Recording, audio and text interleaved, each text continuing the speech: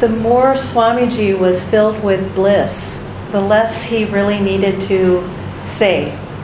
And you can see from that lecture that we just saw, he was not in a strong mood to speak. And the more he was filled with that bliss, the less he even needed to say, because it radiated so strongly out from him. You know, however, my experience from him from the day I saw him for the first time, which was nearly 25 years ago now, I felt he was the same then as when I knew him when he left his body. Meaning I always felt very powerfully affected in his presence. He was filled with that bliss, even though he wouldn't necessarily lose his ability to speak when he was in that bliss. And he was very powerful to be around. I found whenever I was in his presence, I couldn't remember the questions that I had in my mind. I don't know if you've had that experience before, but you think, okay, if there's any questions, if he asks for questions and answers, I'm going to think of some questions and answers, and there's a few things bothering me, and I'm going to figure out, I don't write them down though, of course, right? So I should have probably. So in my mind, I've got, okay, here's question 1, here's question 2, here's question 3. And then suddenly you're in the room with him, and it's like, oh, I don't have any more questions. Why? And when you're in the presence of someone who has a higher consciousness, then you also get uplifted as well. This is why group satsang is so important, because together we raise our consciousness in meditation. And so very often I think people, when they walk in the room, the questions go away, because we're all meditating in this room. We're all meditating together. And so when I would be with Swamiji, I would forget my questions, because in higher consciousness, we're not in problem consciousness anymore. We're in solution consciousness. And so it's a very telling thing. So often we feel we have to figure out our problems through analysis. And we think, but wait a minute, if I raise my consciousness, what's going to happen with the solutions that I was trying to figure out? But in actuality, when we raise our consciousness, then that consciousness level will give us the solutions. We don't need to go into the mud to figure out what those answers are to things. Instead, we are raised up, and then the solutions, the answers are up here only. It's so easy to forget that. I think someone wrote recently, which is so true, we just keep forgetting. It's just the human mind, it's the energy level that wants to draw our energy down, and we forget that, wait a minute, I'm supposed to keep my energy up. I'm supposed to keep my consciousness up.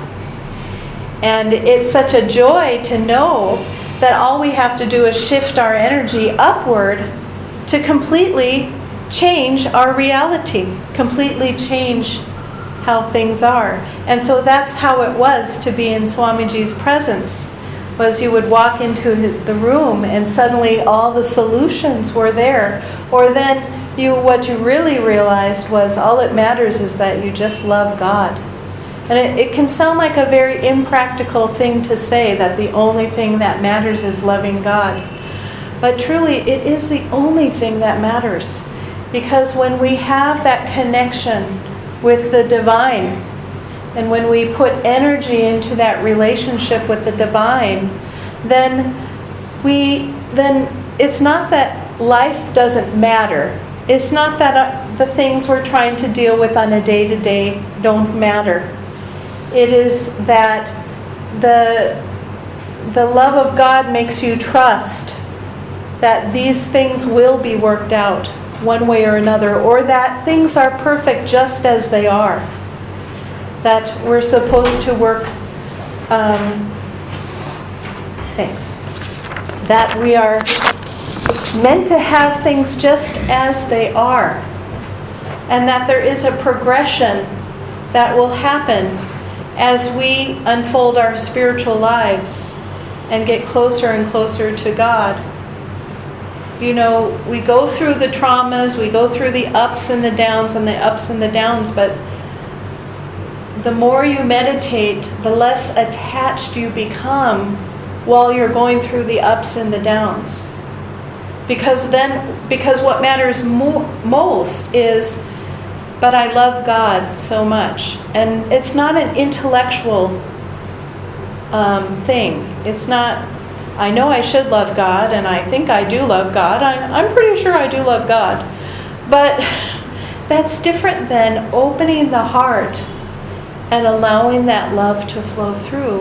And meditating long enough or repeatedly enough to have the experience of that love.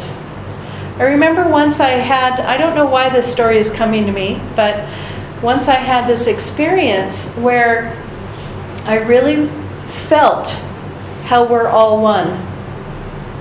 And for some reason, I think this was a long, long time ago, over 20 years ago, I had gotten in an argument with someone, or anyway, some words were exchanged. And my feelings were hurt and their feelings were hurt. I still can't remember what it was. But I remember I began grieving because I could feel how my words hurt that person. I don't mean, I feel sorry because I hurt them. It was, I could feel not just their pain, but I could feel how my words actually hurt me. That was my point about that. That it wasn't just them and me. I could feel how my hurtful words hurt me. And so I began grieving because I could feel how I hurt myself. It was a different experience. But this is what happens. When we do things to others, we very often think them, us. I said something, I hurt your feelings, I'm sorry. But the reason why we don't want to be hurting others is because we actually are hurting ourselves. Now, again, not theoretically and not just because karma, I've created karma, and so now I've hurt myself. No. When we put that energy out, we've hurt ourselves because we're all one. We really are. It's like we're a big amoeba in actuality with a lot of mitochondria. I don't know if you studied biology, but for some reason the structure of the cell really stuck with me from biology.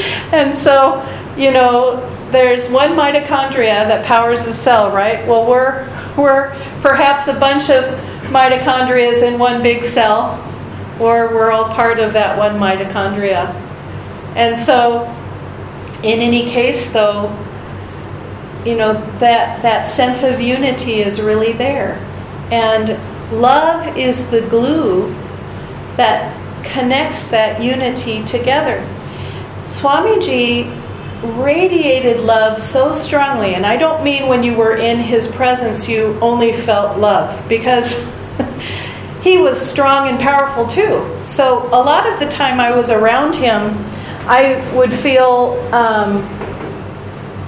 aside from being, if I wasn't in an uplifted state around him, I would kind of feel some of my insecurities, or feel like he was so powerful that I couldn't really say much myself.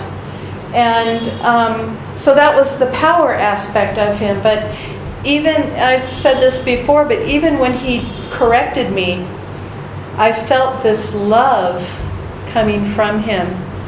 And a lot of that comes from an impersonalness, because he cared, as you saw, he said he cares so much about each person and what could just be their thing to unlock them. I felt sometimes he was looking at me going, can't you just unlock that little part and then, let it go? But we have to come to that ourselves, or at least have the Guru flow to us and through us in order for that to happen for us. So very often, though, behind everything he did, you could just feel that love. And it was not a personal love. It wasn't, I love you. And even when he says he wanted to unlock everybody's thing, it wasn't because you need to get free. It wasn't, this is the thing that's wrong with you, and if you could just overcome it, then you'd be free. I think I would think that way. Like, maybe he could just tell me what's wrong with me, and then I could correct it, and then I could be free. But that's not it. It's not what's wrong. It's how can I just tune into this higher thing? Because we don't reach God in a perfected personality state. You'll see some saints who are kind of quirky or strange, and they're going to be free. And who was it that Master said, I don't know how, but Divine Mother told me he was going to be free. Anyway, I remember one of his disciples. One of Master's disciples. He was obviously a very strange character walking around the ashram, but he told people he's going to be free. I don't know why, but Divine Mother said, or I don't know how, but Divine Mother said he's going to be free. So it's not that we become perfect socially necessarily, or perfect in all our habits, like now that my sadhana is perfect and now that everything I do is perfect, then I'll find God. It's not these rules, these outer things, because what bypasses all of it is when the heart can open and feel that love connection. And until you have it, it all feels like theory, But what we can do is really try to open the heart. It's a necessity. We all know, many of us, that Swami is normally here, that when he came to Master said, get devotion. Until we have devotion, the spiritual path is a bunch of rules. We've got Patanjali going on over here. We've got our sadhana that we have to do over here. And we got to, practice all of the spiritual rules perfectly. But when we get devotion, it bypasses that. You don't have to pick your life apart in analysis anymore. That devotion bypasses so much. So learn harmonium if you can, and chant here with the group. That will open your heart. And also, Swamiji practiced kindness so well. He gave people the benefit of the doubt. You might say something really stupid to him, and he would, rather than go, that was really stupid, although he might say that if the person could take it, but he would say something very kind, or he would ignore it. Or you could say something stupid, and then the next time he saw you, it seemed erased. We need that. We need to give that to each other, because very often we'll just say stupid things or do stupid things or have a bad attitude for a long period of time, and then suddenly we decide, hey, I better not have that attitude anymore. Well, people see you in the bad attitude all that time. What would happen if you change your attitude? What if they still see you with the bad attitude? No, you want to be seen with what your new good attitude is. That's what we can give each other. Someone can be, kind of the critical negative one in the group, and you just keep hoping they're going to stop being the critical negative one, and you ignore them a little bit. And then one day they shift and they're not the critical negative one anymore. Someone else gets the role, or, These things happen. And really what we care about most is just everybody is trying their hardest. And that's the other thing Swamiji knew. He knew everyone was just trying their hardest. And we can practice this at home. We can practice this at work. We can practice that here. We can practice it in the taxi or at the store. That if you just think to yourself, that person's really trying their hardest. And it's not always what we want, but if someone is trying their hardest, even if that's, even if they have no energy and they're the lowest on the ground, but they're trying their best for who they are right now in the moment. And it doesn't mean that we lose our own standards for ourselves, but by having that compassion for others, very often it'll spill onto ourselves. We will also have compassion for ourselves. And in fact, whenever I see someone who's a bit harsh, I always know they're harsher on themselves. Usually someone who is kind of harsh in their attitude is beating themselves up inside. They're being negative to themselves. And so they may feel critical or harsh to other people outside, but very often they're beating themselves up inside even worse. And so I feel a bit of compassion when someone is that way. Doesn't mean you have to respond to them on their level, but you can have compassion that, okay, they're in a difficult spot right now. That's what's making them this way. And let it go. Just ignore it or whatever you need to do, and then hope the next time you see them that maybe they're out of some of that pain a little bit more. I think Swamiji saw this way, all of us in this way all the time. He read everybody's energy. He knew exactly where people's consciousness was in a room. And so you're kind of like, oh, I better meditate before I see him so I can raise my energy and, try and do better. So what I'm going to do is I'm going to end with a song that Swamiji wrote. And his music is so important, at least for me. The music was also a way to gain devotion. And his music touched me on such a deep level from the very beginning of when I met him. And I feel eternally grateful to him. And, it does not matter if you did not know him. So I'm very impressed, although that's maybe the wrong word, at how many people who come here feel a connection to Swamiji. Now, if you don't feel badly, because, you either do or you don't. But I'm amazed at how many people do. And, he's not in the body, but his presence is felt. And then with Master, his presence is overwhelmingly felt. So the more we meditate, the more connected we get to the subtle realm of things. The more we feel on a deeper and deeper level, so that we can feel that presence of God and that we can tune into that love. If we're not feeling the love, do whatever it takes to get it. Whatever it takes. It doesn't mean, okay, I'm not feeling devotion, so I better meditate for 10 hours because maybe at some point my heart will open. That's not going to do it. Maybe I should just apply more self-discipline and then my heart will open. It's not going to do it. We can't just do more of the spiritual willpower stuff to open the heart. It won't do it. Maybe you need to go swimming. Maybe you need to go to the zoo and look at some animals. Maybe you need to look up in space and just contemplate the stars. Or,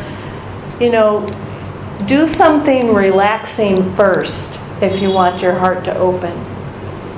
It's never going to work to impose more rules on yourself. If I can only just practice, nonviolence better, then it's not going to work. we have to find the way, the key for our hearts. And people are very, very sincere on this path. They really want God, or they really want to be able to meditate well. They really want to succeed spiritually, really want to progress spiritually. But we're not going to progress if we don't have that relaxation element. If there's not any enjoyment, then it's like not having any grease or oil in gears, or in an engine. It's the engine that lubricates the valves. It's the oil in an engine that lubricates the valves and lets the valves go. We have to find what that oil is for us.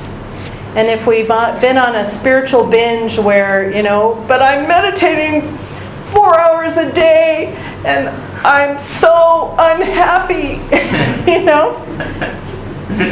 you're not going to break through it by continuing in that way. You need to pull back and say, I got to get happy. And so that's, what's my oil? What is my oil?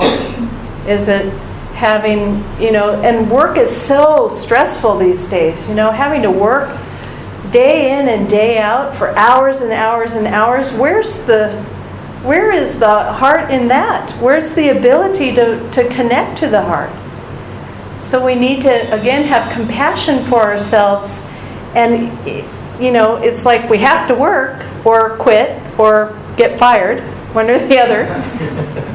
So if you got to work these long hours and you got to work these long days, then we have to find within that the ability to relax within that. We have to find it. Otherwise, you'll find yourself at the end of 10 or 12 hours just like this. And it's like, have I really been this way all day? Oh, this is not good. Set that alarm on your watch to stop you every hour and say, how's it going? Where's my relaxation level? Where's my consciousness level? These are things Swamiji did naturally. I think that's one of the benefits of being a Jivan Mukta. He didn't have anger to deal with, first of all. No anger. Imagine if in our lives we never got angry at anything. That would make things a lot easier. But if here we are and we still get angry, then fine. How can a person who gets angry and tense make their day work better? Because just because we have some anger, it doesn't mean the heart can't open. So we still need to find it. We're stressed out, tense, angry. Find your oil that lubricates your gears, that gives you that drop of relaxation, that is the key to opening the heart. You just can't open your heart if you're like this. It just won't work. So, singing this music, whether you can sing or not,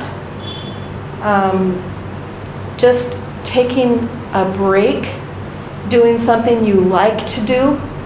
If you're not finding your inspiration in saying a prayer or a healing prayer, then start before that, from square one. What's something that I really like to sit quietly and have my cup of tea? So, okay, start there. No, I should be instead praying right now and doing this. No, that's all done with tension. Find the least common denominator where you can start, where you are. Not where you should be, but where you are. I love to go to aquariums. I haven't found any really here, but in America they have some really great, huge aquariums. You just go there and all these fish are swimming around, and periodically they look at you through the thing and then go up. It's so cute. And so, but just finding that thing that can relax, maybe going to the ocean and just watching the waves go in and out. and just allowing you to relax until what happens after we get to that state of relaxation is suddenly we want to meditate. It comes because we've allowed ourselves to relax. Suppose you're sitting at the ocean and you might go there in a mood or not, and you watch the waves, and suddenly you find yourself able to breathe, and the negative ions from the water are working on you, and the smell of the salt water is working on you. Suddenly, God is always trying to get in. And you get that, and He's looking for that moment of relaxation. And suddenly you have that moment, and boom, a little thought comes in. Oh, I kind of feel like meditating now.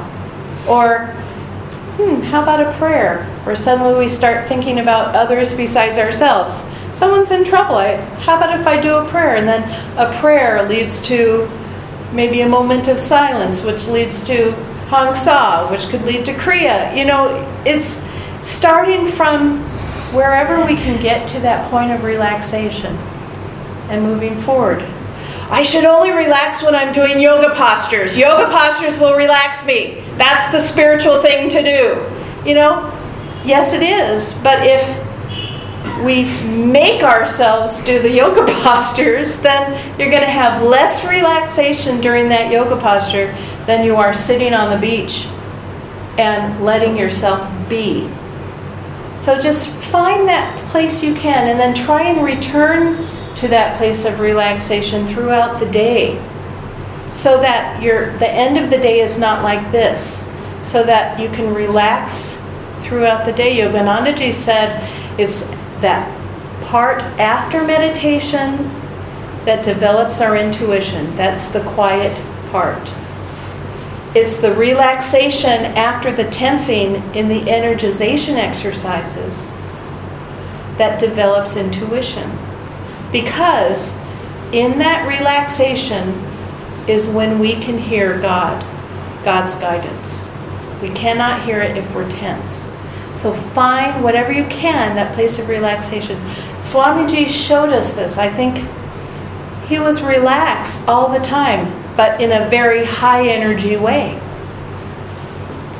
And so it gave him such a broad ability to just perceive everything going on around, because he wasn't approaching it from a place of tension and instead, without angst, without those cumbersome negative things going on, so much more is possible to perceive, to hear, to experience in meditation. So start from where you are, and God will come in no matter where you are, but especially in that point of relaxation. And we let go of the should. I should be doing this, I should be doing that, I should be doing that. God will come to me only when I'm meditating, only when I'm doing asana, only when I'm doing... No. When you find that place of relaxation and the mind finally relaxes just enough, suddenly you hear the wisdom coming. And that's the first step to honoring where you are in the moment and being able to move forward from there, instead of all these expectations we pour on ourselves. So I'm going to just sing this song. It's one of my favorites, I would say. Normally a small group sings it, but our small group doesn't know it yet. So it's called Listen, Listen. Listen, listen, whispering within your soul, hints of laughter, hints of joy, sweet songs of sadness, of quenchless yearning for the light, for my love, your true home. Long your heart has played the dancer, long you've toyed with mirror's shadows of the treasures left behind you deep in your soul. Long you've plumbed the dark for answers, long you've begged from beggars' empty hands. Gifts of life they too were seeking, gifts none could share. Friend, how long will you wander? Friend, as long as you seek your home in a land where all are strangers, love locks her door. Leave to the weak his grave, and life to the coward leave his dreaming. Oh, my saint, wake up, reclaim the light, seek the truth behind all seeming. Leave to the weak his grave, and life to the coward leave his dreaming. Oh, my saint, wake up, reclaim the light, seek the truth behind all seeming. Turn, turn, turn within, in silence of soul, in cave of love, find my abode. Listen,